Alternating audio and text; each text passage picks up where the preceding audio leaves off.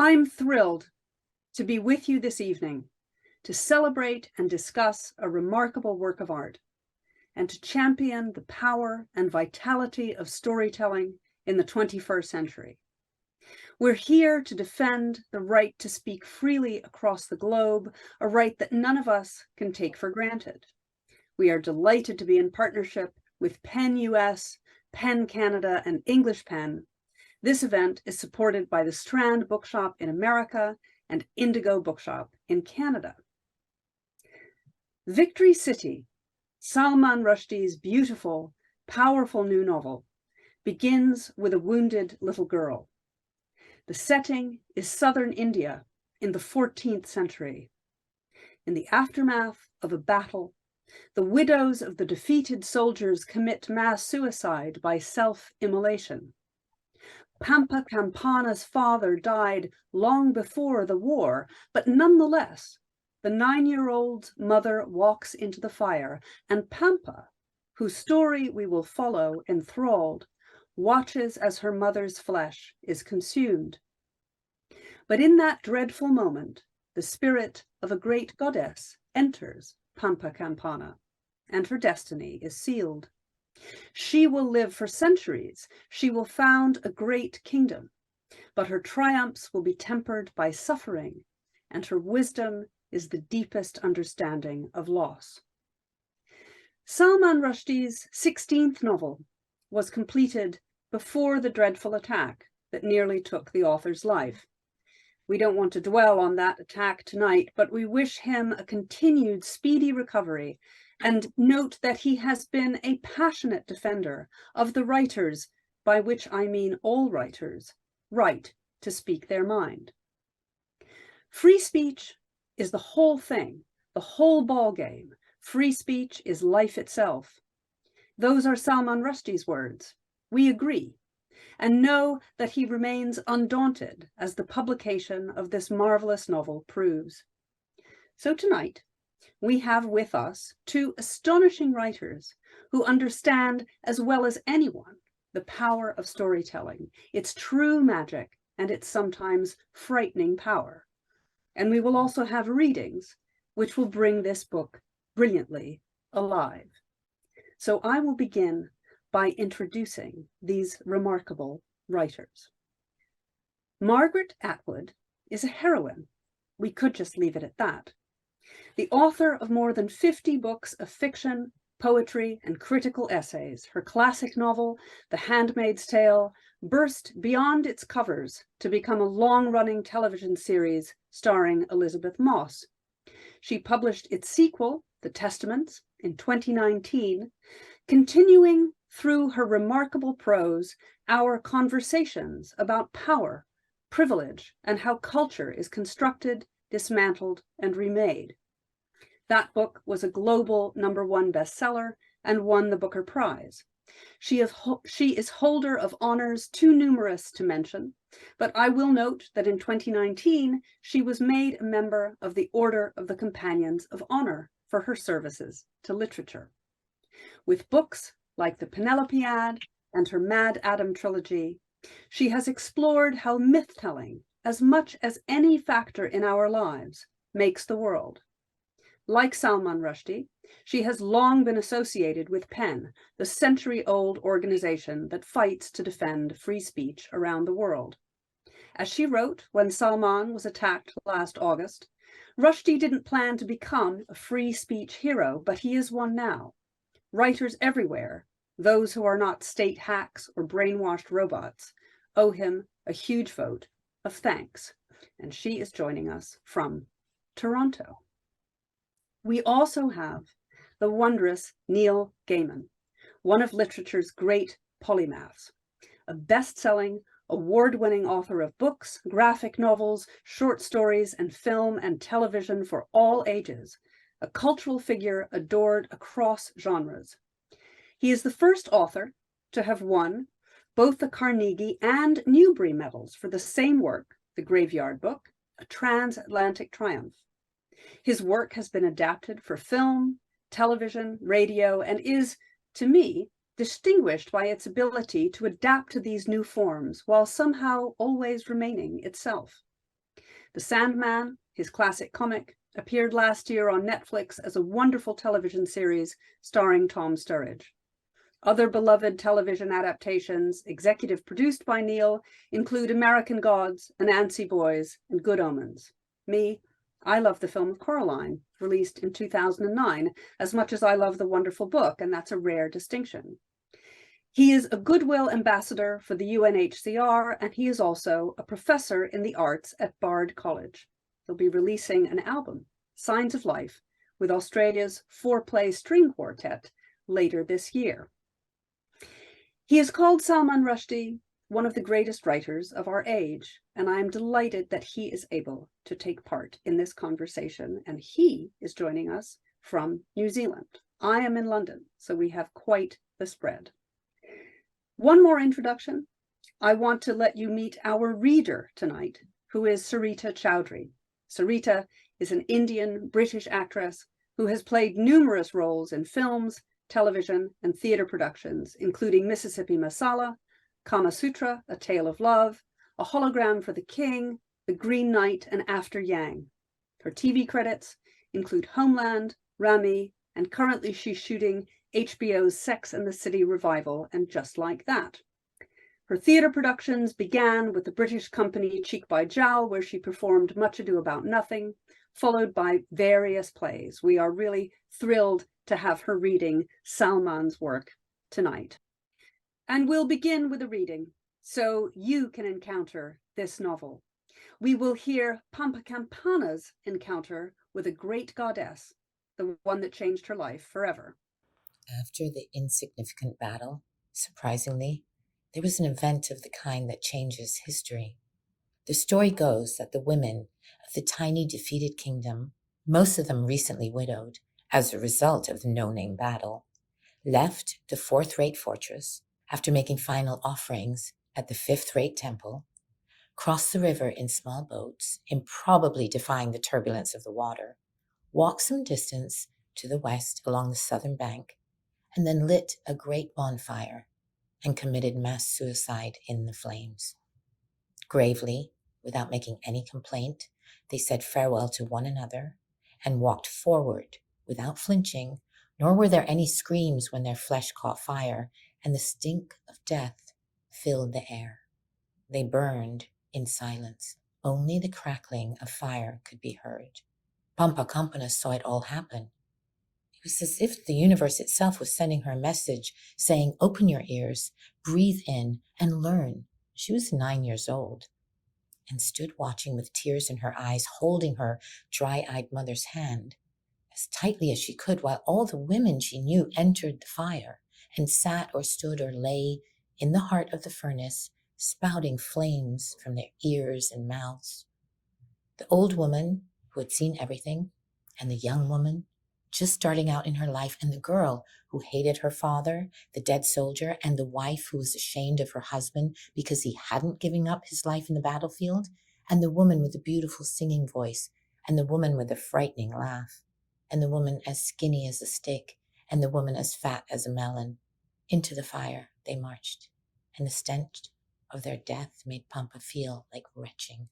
And then to her horror, her own mother, Radha Campana, gently detached her hand, and very slowly but with absolute conviction, walked forward to join the bonfire of the dead without even saying goodbye. For the rest of her life, Pampa Campana, who shared a name with the river on whose banks this all happened, would carry the scent of her mother's burning flesh in her nostrils. The pyre was made of perfumed sandalwood, and an abundance of cloves and garlics and cumin seeds and sticks of cinnamon had been added to it, as if the burning ladies were being prepared as a well-spiced dish to set before the Sultan's victorious generals for their gastronomic delight.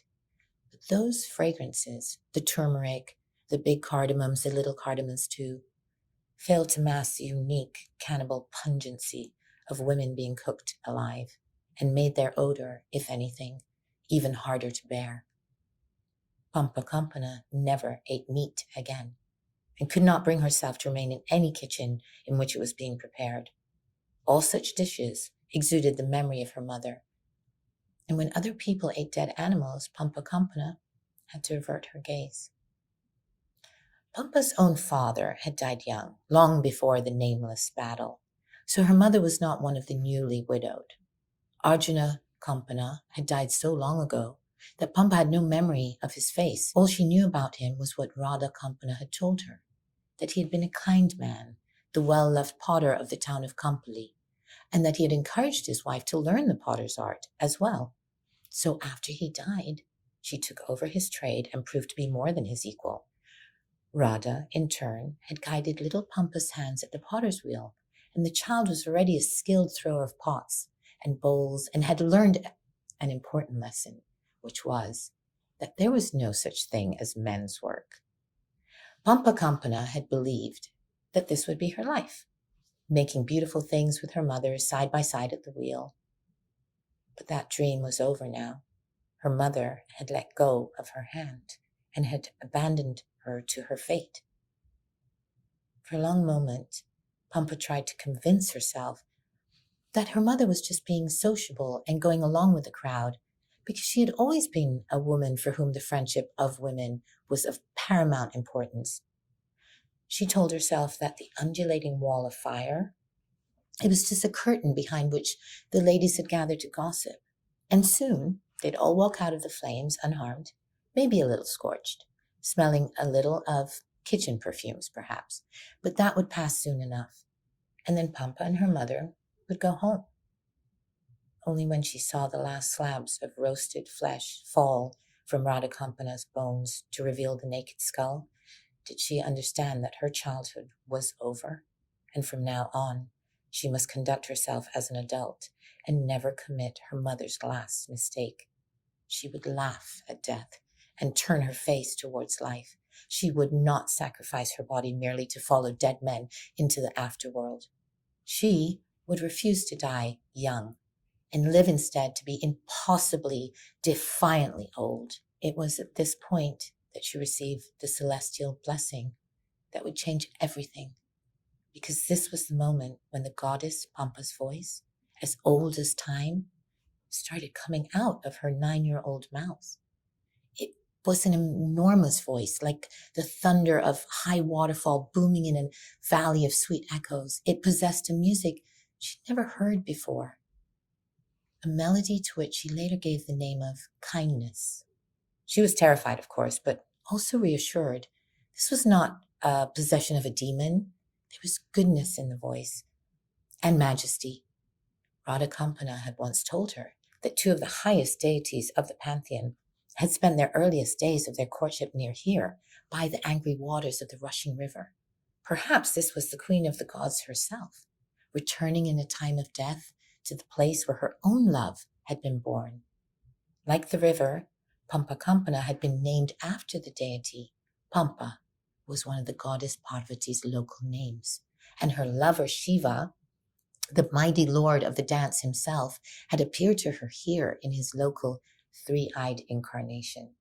So it all began to make sense.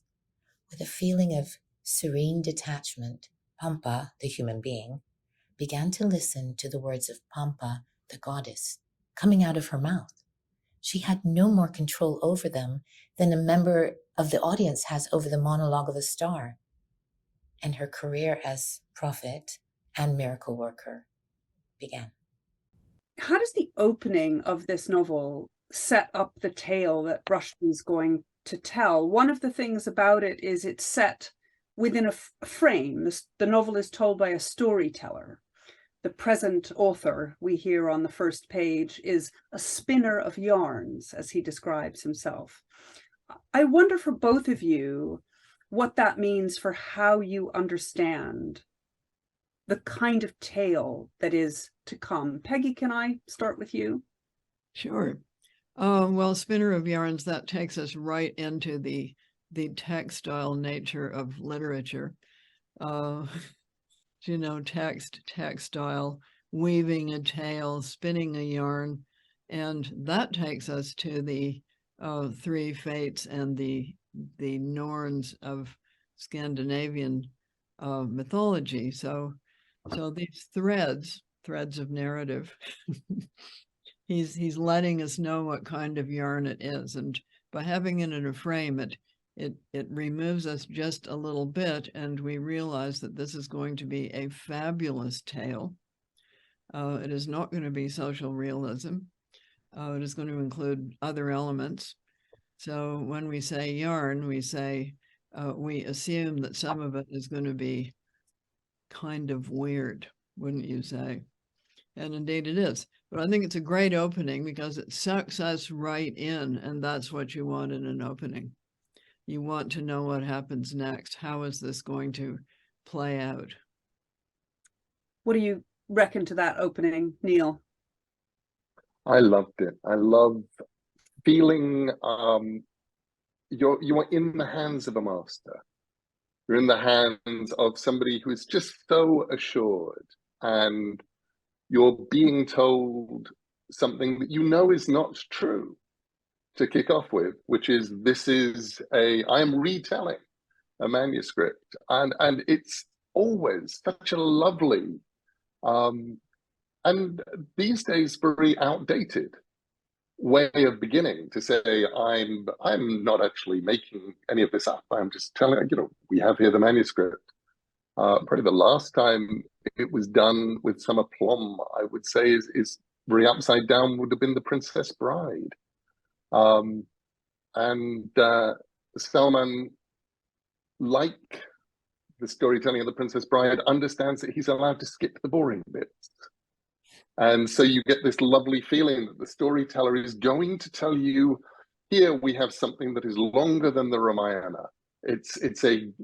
There is a grand epic of poetry that is, this monstrous great work, but he's going to tell you the good bit. And that, I think, is just so, it's comfortable, it's refreshing, and you sit down like a small kid, ready to be told your story. And the fact that your story begins with something that feels true on a mythic level. All of the women walk into the fire and are gone, and then the goddess possesses a small girl, speaks to her, speaks through her. You go, okay, well, that's the story I'm in. This is taking place in a mythic world in which anything can happen. And again, it becomes very peculiarly reassuring, but it also sets up the fact that this is going to be a feminist telling, which so many of the great myths, things like the Ramayana, aren't. The Ramayana is heartbreaking. It ends with the death of Sita, and it's unfair. And she does go into the fire, and she shouldn't. And so it almost feels like, the Ramayana, which is something that our storyteller refers to several times, is perhaps one of the starting places for this. And this is intended to give us a reflection. That brings me nicely to my next question, which is that we are told explicitly that Pampa Campana comes from a society in which women are equal to men. They can be craftspeople and warriors as much as wives and mothers. And this is a theme, and the conflicts around this theme run throughout the book. I wonder how you both feel that women's lives and agency are expressed through Rushdie's storytelling. Once again, Peggy, I'm going to start with you. I will reverse the order eventually. You will. Okay, yes. Well, having a name that begins with A, I always had to go first. Yes. And then you're on the spot, aren't you? So it's actually subject of conflict in this book, because although theoretically women have agency, that's objected to by various other people in the story. So it's not a given, and it's something that the female characters and not all of whom are good, by the way. This is not a story about women being good and men being bad. It's not that story. But there's some dispute. There's quite a lot of dispute about the succession, like should queens be allowed? Should it only be kings? And it's not a slam dunk women's agency. It's a disputed point. But the central character, of course, has a lot of agency because she's magic, but she does not have the power to enforce her point of view on everyone. How did you feel about this aspect of the story, Neil? I found it incredibly refreshing. It's one of the things that makes this feel new. And I think the challenge when you are creating something that feels mythic, that feels like it's something that we should all have heard of, that is a story based around historical events, perhaps, but is, you know, as important to us as any sacred text, any mythological text. It's also a good story. Is that it feel like it's being told for the first time? And the trouble with too much of that stuff for me is it feels like you've been there before, and they did it right the first time. And I think there's often something that Margaret has done, something that other writers have done a lot of over the last few decades, is look at Greek mythology and see if there are ways to give women more agency, to see if there are ways to let the women who have agency shine and become more important in their own stories. What I loved here was that Salman builds something in which the agency of women is, you know, it's the entire conversation in a lot of ways. It begins with the act of women walking into the fire and becoming immolated, becoming meat, becoming cooked.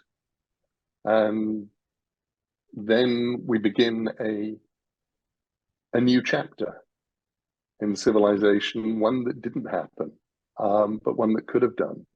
And we get to examine the consequences.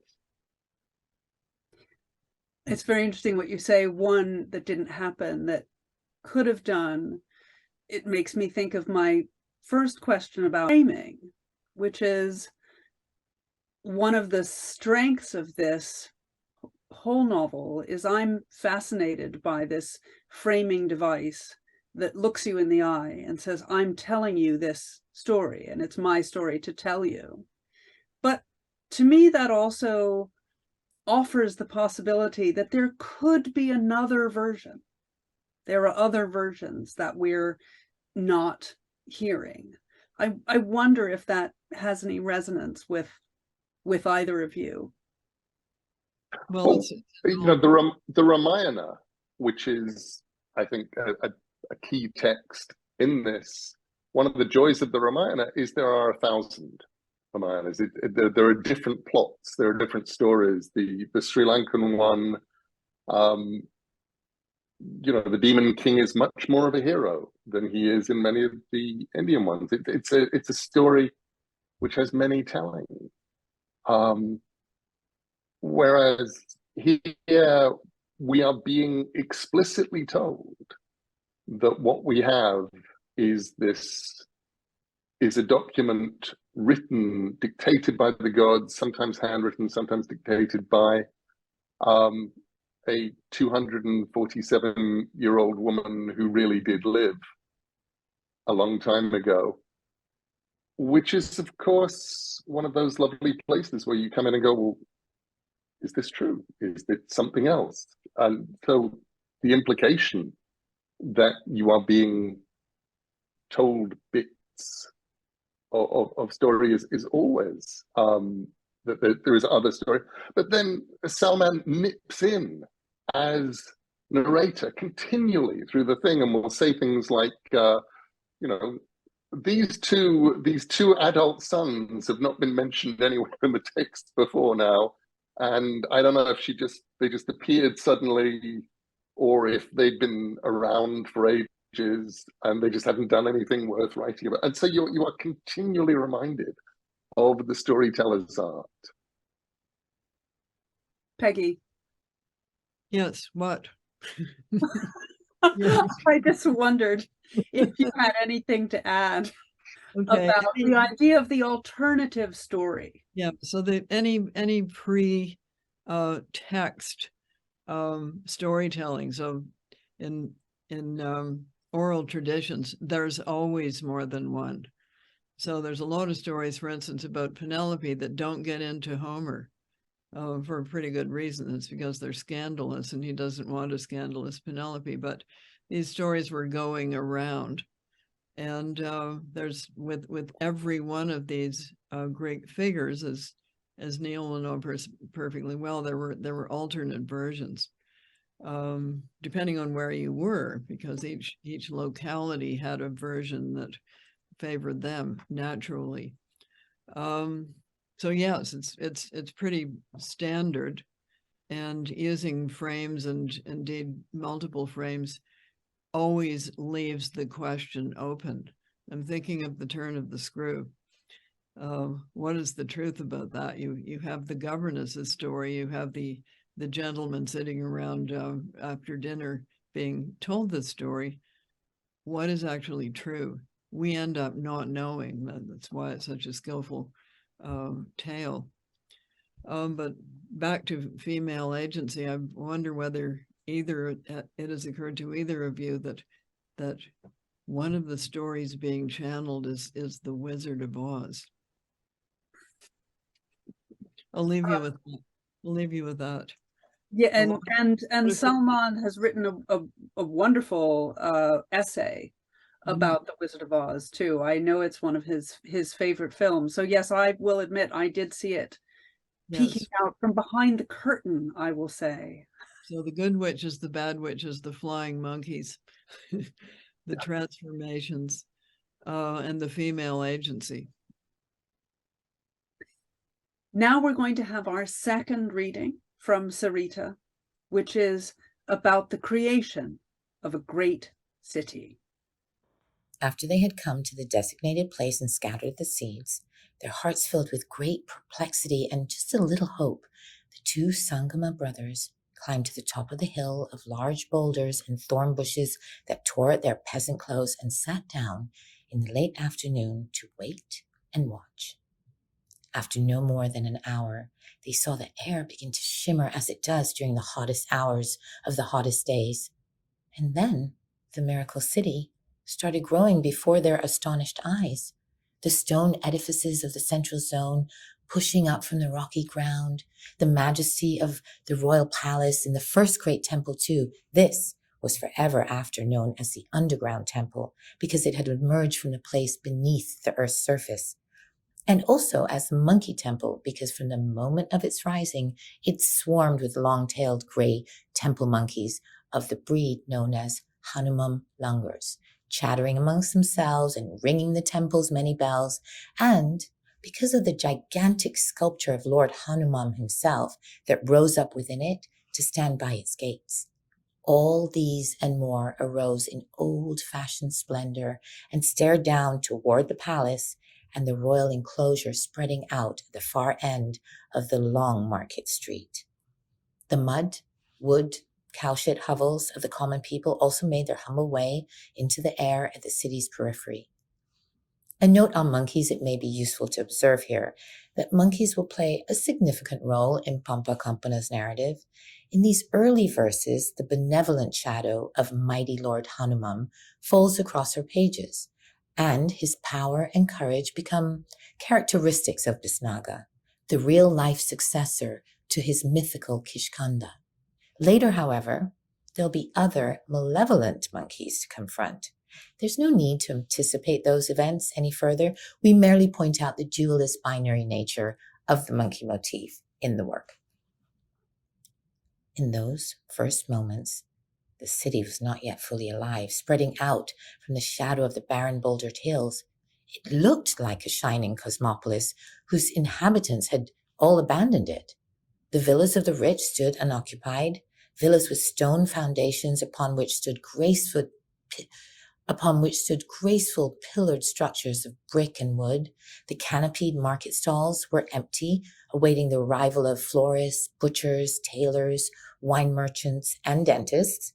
In the red light district, there were brothels, but as yet, no whores. The river rushed along, and the banks where the washermen and washerwomen would do their work seemed to wait expectantly for some action, some movement that would give meaning to the place. In the royal enclosure, the great elephant house with its 11 arches anticipated the coming of the tuskers and their dung. Then, life began, and hundreds, no, thousands of men and women were born full-grown from the brown earth, shaking the dirt off their garments and thronging the streets in the evening breeze. Stray dogs and bony cows walked in the streets. Trees burst into blossom and leaf, and the sky swarmed with parrots, yes, and crows. There was laundry upon the riverbank, and royal elephants trumpeting in their mansion, and armed guards, women, at the royal enclosure's gates.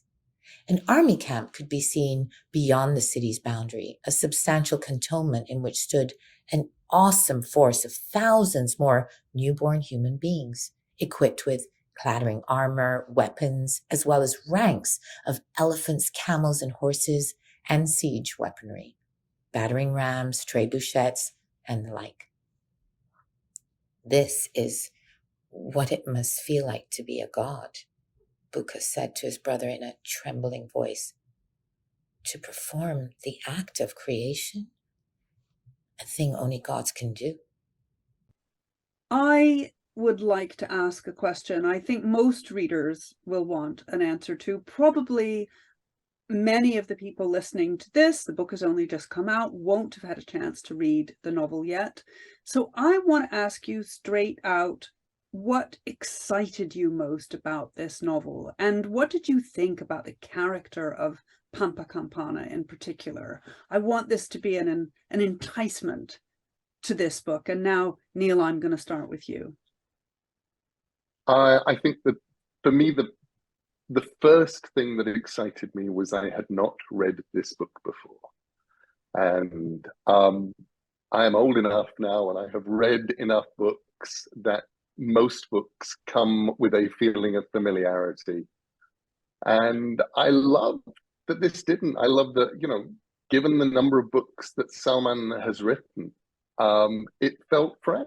It felt like he'd taken everything he learned writing his two children's books, in particular, about just the pure joy of invention and storytelling, and combined that with the Salman who wrote things like Midnight's Children, and retold a part of the history of the Indian subcontinent in his own way as an act of imagination.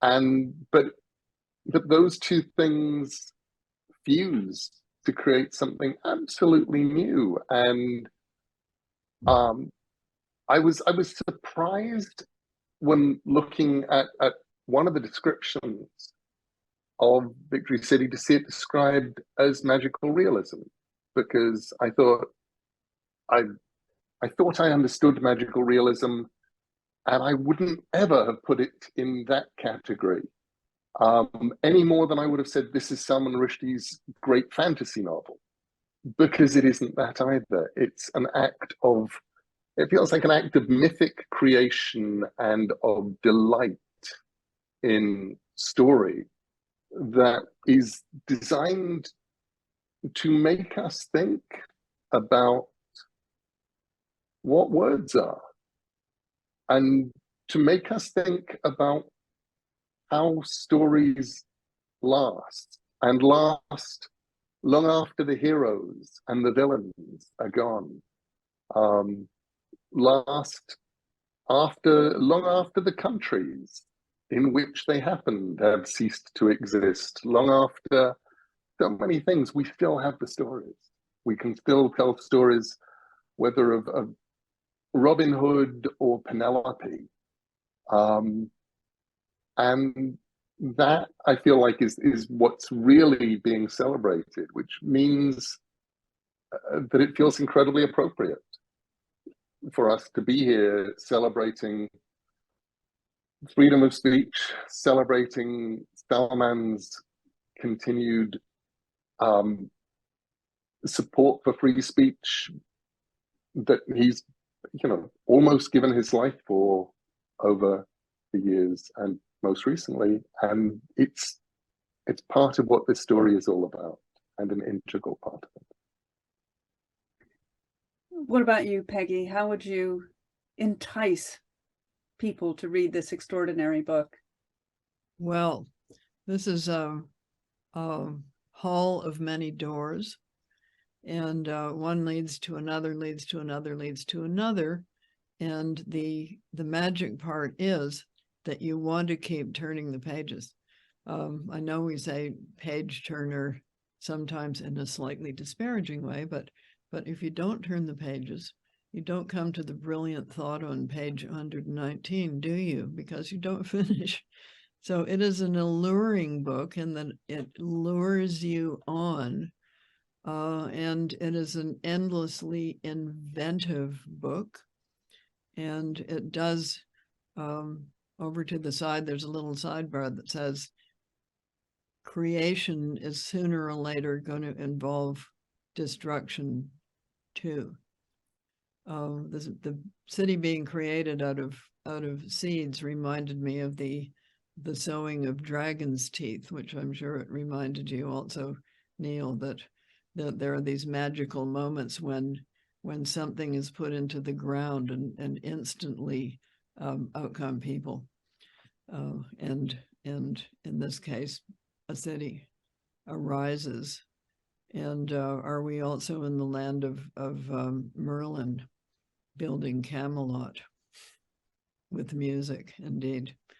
So yes, endlessly inventive and alluring. It beckons you on because you want to find out what whopping lie he's going to spring on you next and make you believe it. That's the magical part. I like that word, alluring, very much. I also think you alluded to The Wizard of Oz. I think there are plenty of clues in this novel for readers who want to follow them, references that we can look for and find. One of the things also I found alluring, I wondered if you'd each talk a little bit about how you felt about what I want to call the patterning of the novel. And you referred, Peggy, to textiles. And I think of the way in which there are characters who kind of recur in different versions, Portuguese explorers who seem to appear and reappear under different guises. What does this patterning do? Okay, I think that's a PhD thesis. And I think there are too many spoilers in it to pursue it. I don't want to give away the plot. I think what I'm talking about is reading a book where part of the pleasure is looking for patterns. Okay, but any work of art is going to involve patterns because that's what works of art are. They are recurrences that form a pattern, and that goes for painting, music, and novels as well. And if you're reading one, say somebody sent you a manuscript, and you don't get it, because in fact there isn't a pattern. It's like somebody sitting on the grand bus and telling you the story of their life. But there isn't a pattern, and then they want to show you the photo of them in Paris in front of the Eiffel Tower, and you think, why are you telling me this? But when we are reading or even looking at a film, looking at a play, looking at a graphic novel, there's going to be a pattern, and that's part of the pleasure, is figuring it out. So The first time, who is it said? The first time is an accident. The second time is an alert, and the third time is a pattern. Lovely. I would absolutely agree with Peggy on all of that, and just say that I think one of the things that makes the thematic recurrences incredibly satisfying is the way that it does remind you of classic works of mythology. The Mabinogion, the great Welsh British work, has these things where you're like, oh, hang on, I just sort of we went through that, but we went through that in a different way, and now we're here and we're back again, and it is repeating. And before it was this, and now you have the same kind of setup of people, but they're doing something else. And it also gives you a feeling that things are coming around and coming around again. It has, for without giving spoilers away, because you are more or less told this on page 1, for something that ends kind of tragically for everybody concerned, and that everybody is dead, it has the most hopeful, upbeat, and satisfying ending. Everybody gets a satisfying place to finish. And you feel like, it feels like people have done a long and courtly dance in which they have changed partners, in which people have moved through, in which musical themes have occurred again. And when it gets to the end, everybody gets to bow and the dance is over, and it feels absolutely satisfying. And it ends with a plea for words. So, Neil, I take it you mean satisfying for the reader. Yes, satisfying for the reader. Very unsatisfying for important to stress. The poor people in the story. Yes. In that extract that we just heard, we were hearing about the creation of a city, and I just wanted to note that this tale draws in part from the real story of an Indian empire, the Vijayanagar Empire, which was a great Indian civilization from many centuries ago. I wonder what it means to both of you to draw on history to tell a magical tale. I think you're quite right. I like what you say, Neil, that it's a magical realism that doesn't really come into it. For me, it's a magical tale. It's a mythic tale, and yet it does draw on Indian history. How does that inform the magic that we hear about, Neil? I think it makes what Salman tells us feel a lot more convincing. There is detail in there, corroborative details to prop up and otherwise a narrative where we might actually sometimes puzzle. There is so much assurance. It's given a specific time, it's given a specific place. It definitely left me finishing the book and going, now I have to do my research, because I know absolutely nothing of the real history. And as I remember as a very young man reading Midnight's Children and going, I have no idea what the truth of this is, and then going off and doing my research and reading, and then going back and reading the book again and going, oh, you've done this, and you've done this, and that's how that, and Salman is a deep author who does his homework. And the lovely thing about good literature is it should always be something that a reader can read with pleasure. But then you can go out and learn more and come back to it and read it with increased pleasure. And I'm definitely looking forward to doing some digging and then reading this book again and going, oh, aren't you clever? That's where that came from, which I did not do on my first read. How did you feel about that aspect, Peggy?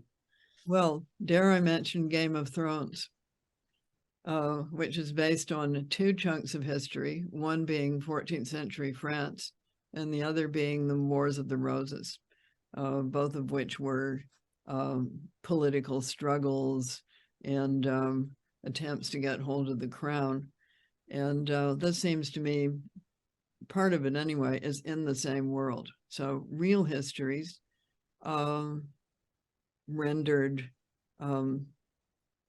brilliant color, but drawing on real kinds of events and the kind of stuff that goes on when there are power struggles, when there are monarchies, when there are successions, when people are competing for power, when there are aristocracies and hierarchies, who is better than whom.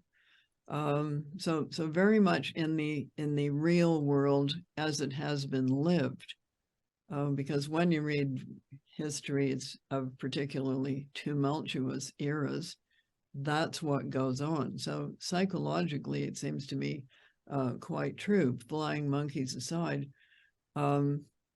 this is what people do, not always attractively, especially not in Game of Thrones. Now we're going to have our third reading from Sarita. Pampa Campana brings her great city alive. In the morning, things were different. How is the city today? Huka asked the courtier who came into his bedroom to draw back the curtains. The individual turned and bowed deeply. Perfect, as always, sire, he replied. The city thrives under your majesty's rule today and every day. Huka and Buka summoned horses and rode out to see the state of things for themselves. They were astonished to find a metropolis bustling about its business, thronged with adults behaving like grown-ups, and children running around their feet as children should. It was as if everyone had lived here for years, as if the adults had been children here, grown to adulthood and married and raised their children of their own, as if they possessed memories and history and formed a long-established community, a city of love and death, tears and laughter, loyalty and betrayal, and everything else that human nature contains, everything that, when added together, adds up to the meaning of life, all conjured up out of nothing by magic seeds. The noises of the city, street vendors, horses' hooves, the clatter of carts, songs and arguments filled the air. In the military cantonment, a formidable army stood at the ready, awaiting its lord's commands. How did this happen? Huka asked his brother in wonderment. There's your answer, said Buka, pointing. Coming toward them, through the crowd, dressed in an ascetic, simple saffron wrap, carrying a wooden staff, was Pampa Campana, with whom they were both in love. There was a fire blazing in her eyes, which would not be extinguished for more than 200 years. We built the city, Huka said to her. You said that when we had done that, we could ask you for your real name. So Pampa Campana told them her name and congratulated them as well. You've done well, she said. They just needed someone to whisper their dreams into their ears. I wanted to ask a question about the power and danger of storytelling. When the city is being made, when Pampa is, as we've heard, breathing life into its citizens and soldiers, Rushdie writes, fictions could be as powerful as histories, revealing new people to themselves, allowing them to understand their own natures and the natures of those around them, making them real.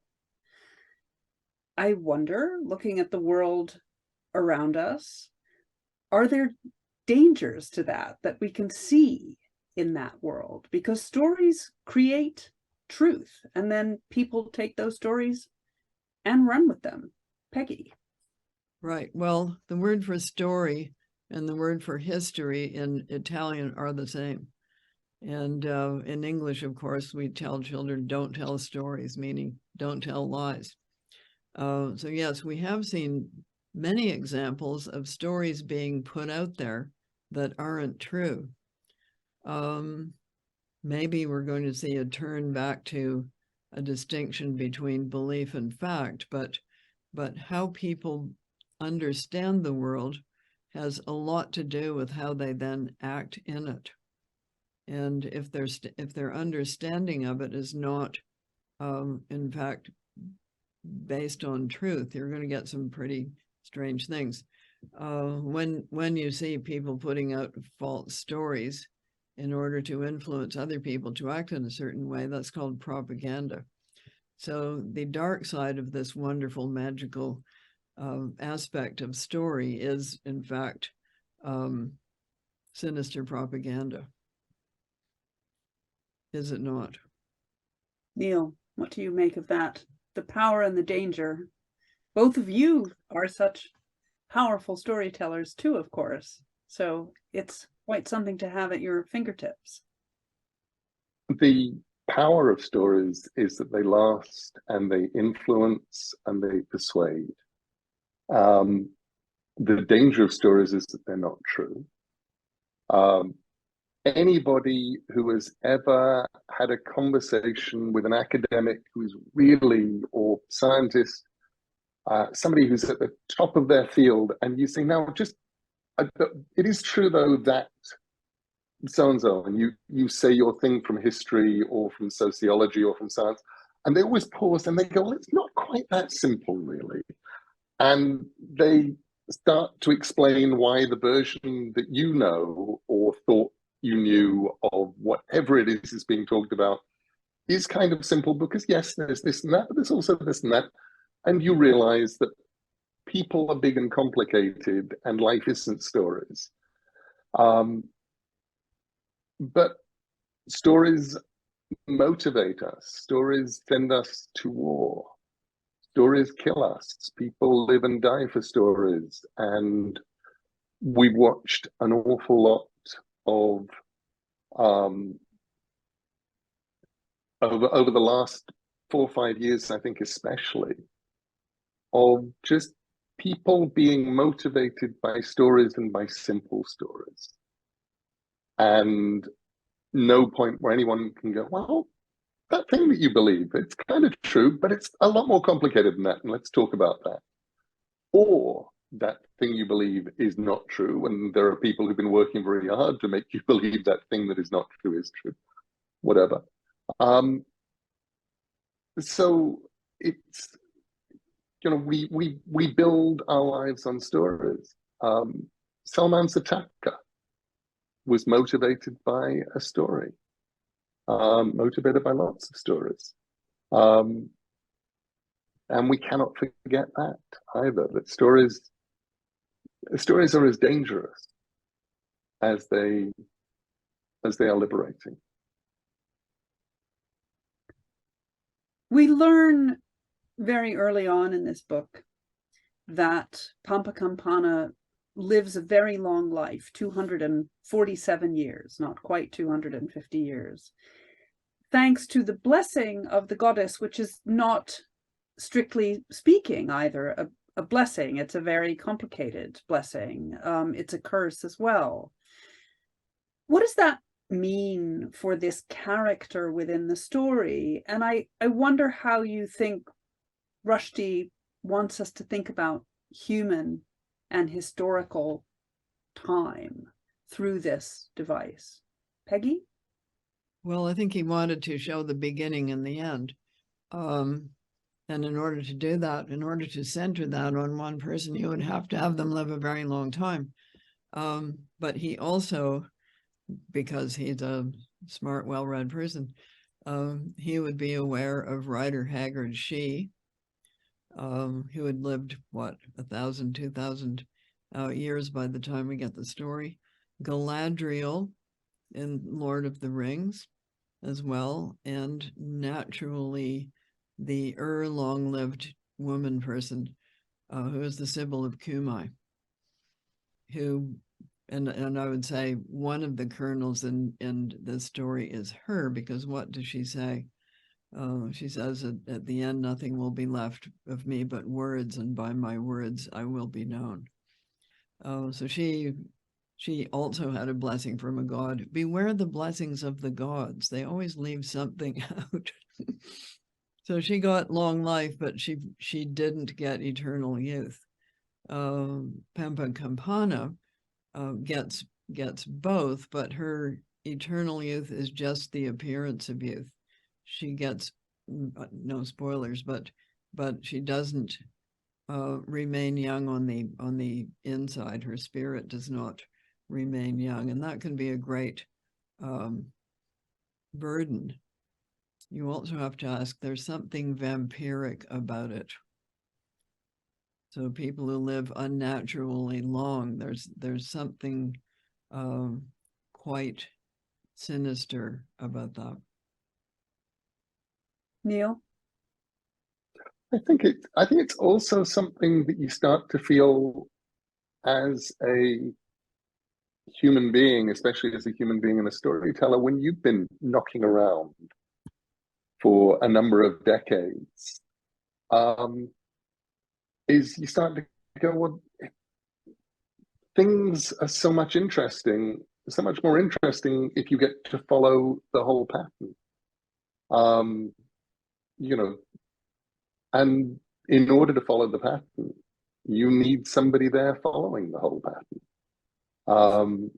So you get, this is not, I don't think it's giving anything away to say this is not a story about the blessings or curses of long life. The long life is one of the gifts that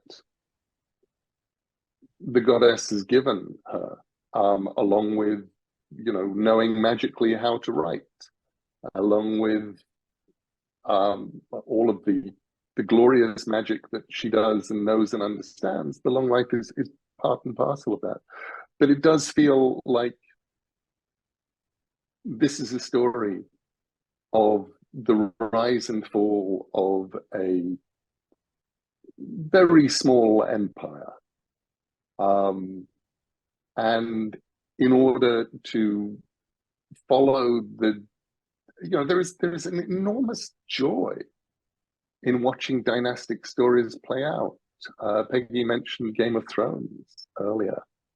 And, there's the fun of them doing the prequel stuff, the fun of the Fire and Blood stuff that George wrote, is that fun of just being able to take one step back and see things from a dynastic point of view. It's kind of fun in history going, you're so-and-so's grandfather, and this is what happened to you. And here's your great-great-grandson making the same mistake that you did. So having somebody who we care about on the stage, on the page, all the time, and actually giving us that story is something that Salman did that is very clever. And I think it's quite right what you say. You just mentioned that this is a very small empire. And at the very beginning of the novel, when Salman or the storyteller is describing the battle that resulted in the widows burning themselves to death, he stresses that it's, I forget, a fourth-rate battle from a fifth-rate country. There's a lot of stressing of its insignificance in the grand scheme of things. And yet he pulls this magic trick of showing that we can care so much about what we're even told is insignificant, but it's proved to be otherwise in the telling. That's how it seems to me. Anyway, we have a fourth reading. We're going to skip forward in the novel a little bit. This is a novel full of action, too. There's a lot of great action scenes in this book, and we're going to hear some of that action now. When Krishnaraya's army was ready to march against the oncoming combined forces of Bidar and Bijapur, Pampa Kampana and Zarelda asked for an audience with the king. Do not number us among the brocaded ladies of the royal court, accustomed to lounging among silken fabrics and eunuchs, singing love songs all day, smoking opium and drinking sweet pomegranate juice, Pampa Kampana told him. You will find no better warriors in your service than ourselves. Krishnaraya was impressed. The old Kun, constructed in the time of Grandmaster Li, still stands, he said. We will bring the finest women warriors of our palace guard there, and let's see how well you do against them. We have been trained by the very best, Zarelda said, so we would prefer to be tested against men as well as women. Don't underestimate the fighting of women here, said the sizable woman who was the head of the palace guard. My forebear was the invincible Ulupi, and I've taken her name in her honor. You will find me the equal of any man. The king was amused. Enough, he said, laughing. Ulupi Jr. will fight you both, my two Apsaras, and we will find a mere man to put you to the test as well. He summoned Thima the Huge, so called because it was a fair description and also to avoid confusion with Saluva Timarasu, Krishnaraya's prime minister. And it was said of this immense, silent hulk that he was more elephant than man, his arms like two long trunks that could swing an enemy into the air and hurl him great distances, his gigantic feet able to crush opponents beneath their unimaginable weight. He needed so much to eat that, like a working elephant, he had to carry his food in a sack around his neck. And if he was not fighting or sleeping, then he was eating. On the battlefield, his mere arrival was enough to make platoons of adversaries turn and flee. His weapon of choice was the club, but on entering the Kun, he picked up a spear as well. The balconies of the Kun were full. Nobody gave the two women much of a chance, even if they had arrived from the skies, and the watchers began to bet against them. Thima and Ulupi Jr. were heavy favorites. Only the king, as an act of friendship to the new arrivals, who had blessed his claim to the throne, placed a large bet on the supernatural ladies, on whom he received very long odds. Then the combat started, and all those who had backed the two local heroes quickly understood that their money was lost.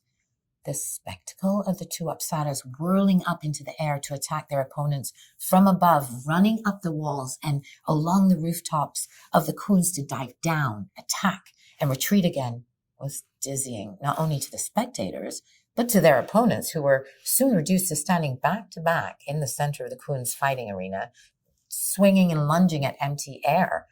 The aerial ballet of the two women, punctuated with bouts of swordplay that were almost ecstatic in their beauty, left Thima the Huge and Ulupi Jr. exhausted, with only a smashed club, a bisected javelin, and a broken sword to fight with. When Thima finally sank to his knees, panting, the king threw a scarlet cloth into the arena to indicate that the battle was at an end. After that day, there was no argument about the most fearsome fighters in Bisnaga, and Krishnaraya declared, all four of these warriors will come with me to the wars, and no force on earth will be able to withstand us. The oldest spectators, who were familiar with the old stories, said to one another, the only women who could ever fight like that were Pampa Kampana and her three daughters, especially Zarelda Sangama. That memory ran swiftly around the galleries of the Kun and dropped down into the arena and reached the ears of the combatants and the king.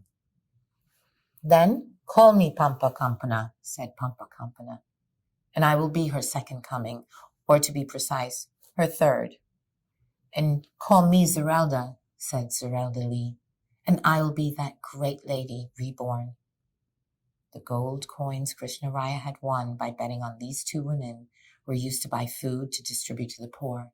In this way, the king and the victorious ladies began to be seen as virtuous benefactors of the people and were much loved.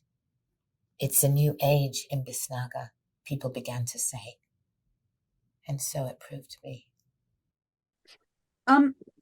What is the role of war in this book. It is a book full of battles. And as I said, we hear that all of these conflicts are set up by what are initially very minor conflicts, but they grow and spiral and go on and on through the generations. What's the place that conflict and war hold in this novel? Neil?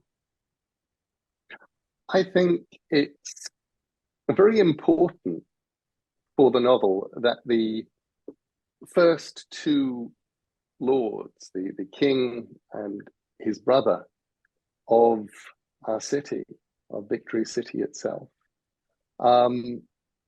were failures as shepherds who went off and became failures as soldiers, and then were failures as converts, and then come back and go to our heroine and are basically told, here you go, this is your future, take these seeds, sow them, and you will have a city. Because they are failed soldiers, and you definitely don't feel that anything is accomplished by soldiering. You feel like this is both men and women are soldiers, are warriors, that wars happen and wars happen continually. And wars in this story often happen as if through a telescope. It's not the George R.R. Martin thing of we have our hero, we are following our hero into war, and every stroke of that sword, and here's the thing. It is much more, we are removed from it. It feels like wars in history books, wars in myths, where, you know, 100,000 soldiers march out and 50,000 soldiers march back, and you don't ever really feel the implications of that are dealt with. But then again, you're also reminded that most of these people start out as seeds who magically appear and inhabit an empty city and are almost like words, or playing pieces on the ground. So it's a sort of Arabian Nights kind of wars for me. They are fought, and they change who's on the throne, or they change alliances and things, and people die, but we are not there in the tragedy bleeding with the people. And for you, Peggy, how does conflict resonate for you in this book? Well, how does it resonate in our lives? We're having who was it who said, you may be finished with war, but war isn't finished with you? I have a feeling it was horrible Lenin. Yeah, so, but that's true. Apparently war is not finished with us. And I was rather shocked a few years ago to hear that universities were not teaching military history anymore because they felt it was irrelevant. Apparently not so. Apparently it's not irrelevant, not right now anyway. I think that Neil is right. There's a kind of pageantry feel to it in this book, and just by great coincidence, I was looking at the two filmed Henry V's that we have, Laurence Olivier's and Kenneth Branagh's, and I got taken to Henry V when I must have been about 4.5 because my parents couldn't get a babysitter. But it was the film you had to see in 1944, and also it was in color, which was very unusual at that date. So I have a memory of those battle scenes. And then I looked at Kenneth Branagh's. So the Laurence Olivier one is very pageant-like. There's a lot of gaily decorated horses, and you don't get a lot of up close and bloody. Whereas the Kenneth Branagh ones is right in the mud. You know, it's very messy. And what does that tell us? It tells us that if we're with an individual person going into those scenes, it's likely to be messy. Whereas if we're looking back, as Neil says, it's more of a panorama. You're viewing it at somewhat of a distance. So what am I thinking of? I'm thinking of pictures from India of heroic battles. They're very colorful. Even the European ones of medieval times, they look like a lot of fun because the people are so brightly dressed, and there's a lot of flags, there's pennants. It doesn't look like people dying. So I'm not quite sure what I'm saying here. I'm probably echoing Neil that it's not Band of Brothers type of warfare. No, there's a sense of pageantry and patterning to me. And occasion. So these are rather grand occasions, and people see themselves in this context in a dramatic way, almost like characters in a play. I would say one of those places where I'm not going to say the actual thing because of fear of spoilers, but there is a moment right at the very end where essentially a small group of soldiers is going to face a large army, and the person in charge of the small group of soldiers says their basically final line, and you go, this is the perfect line to go out on. It's the perfect moment. And we learn nothing else about what happened to them after that, other than obviously they die. But what Salman gives us, it is that moment where the newspaper line about if the legend is better than the facts, you print the legend, really comes to life here. You feel this is the legend. And speaking of legends, this will be my final question to wrap up our event, because Salman is very real, but also one in his writing. And I wanted to pull back really and ask you both about Salman Rushdie's his style of writing. To me, it is distinguished by this extraordinary energy and ebullience and wisdom and depth. He seems to combine so many qualities at the same time. And not just talking about this book, but talking about Salman as a writer, I wonder what you would each say about him as a writer and as a stylist. Peggy? He's extremely versatile, and I think you forgot to add funny. Funny, I really did, yes. And satirical. Because he can be that too, and part of this book has that underlying quality as well. So he's always been a very adept wordsmith, and he has always had at his command a cutting edge. So we don't want to make this book sound just like a romantic fantasy. There's many more layers to it than that. Neil?